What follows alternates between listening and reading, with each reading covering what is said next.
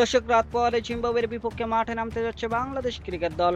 নতুন মিশন, নতুন ফরম্যাট আর জয়ের প্রত্যাশা নিয়ে শুরু হচ্ছে 3 ম্যাচ ওডিআই সিরিজ। টেস্টের ব্যর্থতা ভুলে ওয়ানডেতে দাপট দেখাতে চায় টাইগাররা, আর তাই শক্তিশালী একাদশ নিয়ে মাঠে নামতে যাচ্ছে মিরাজ বাহিনী।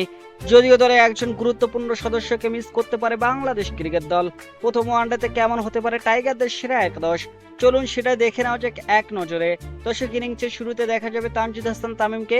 আগ্রাসী ব্যাটিং এর জন্য ইতিমধ্যে আলাদা পরিচিতি গড়ে তুলেছেন এই বাঁহাতি ওপেনার।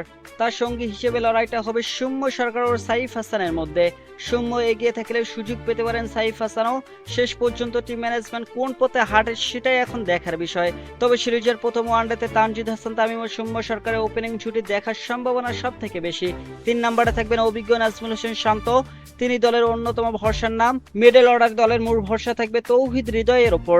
ওয়ানডেতে বাংলাদেশের অন্যতম নির্ভরযোগ্য ব্যাটার হয়ে উঠেছেন তিনি। তার সঙ্গে দেখা যাবে অলরাউন্ডার মোসাদ্দেক হোসেন সৈকতকে।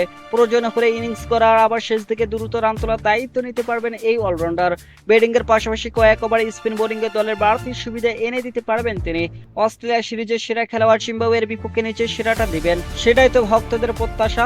চোটের কারণে অস্ট্রেলিয়ার বিপক্ষে টি-20 সিরিজ খেলা হয়নি লিটন কুমার দাসের।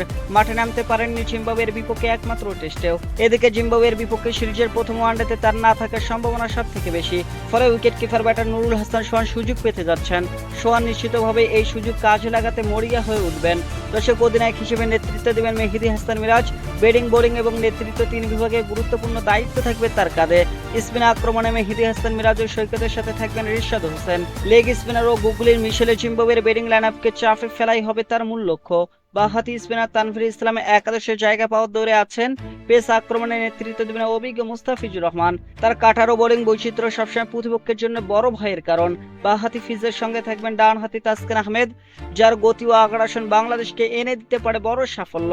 আর একাদশের তৃতীয় পেসার হিসেবে দেখা যেতে পারে নাহিদ রানাকে। দর্শক, অতিরিক্ত গতি দিয়ে জিম্বাবুয়ের ব্যাটারদের কঠিন পরীক্ষায় ফেলতে পারেন এই তরুণ পেসার। বাঁহাতি শরীফুল ইসলাম কারো জায়গায় একাদশের সুযোগ পেলে অবাক হওয়ার কিছুই থাকবে না। শেষ পর্যন্ত একাদশ যেমনই হোক না কেন, বাংলাদেশ চাইবে সিরিজের প্রথম ওয়ানডে জিতে এগিয়ে যেতে।